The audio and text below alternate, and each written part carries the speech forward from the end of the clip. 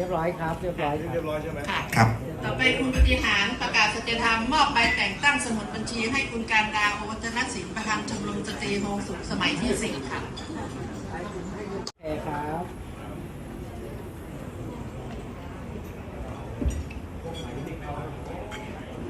วันนี้คุณสุชาติสินพนวงศ์นะครับเป็นนายกของห้องศูนย์ของเรานะครับอย่างเต็มภาคภูมินะครับขอเสียงปรบมือด้วยนะครับเพื่อรักษาเกียรติภูมิสร้างประโยชน์สูงสุดให้แก่สมาคมองค์ศูนย์สาขาพิษณุโลกของเราสืบต่อไปท่านจากใจจริงที่มอบโอกาสและความรับผิดชอบอันยิ่งใหญ่นี้ให้แก่การก้าวเข้ามารับตำแหน่งครั้งนี้ถือเป็นเกียรติยศและความท้าทายชมรมของเรามีประวัติศาสตร์และความสำเร็จที่งดงามมาโดยตลอดซึ่งต้องขอบคุณคณะกรรมการ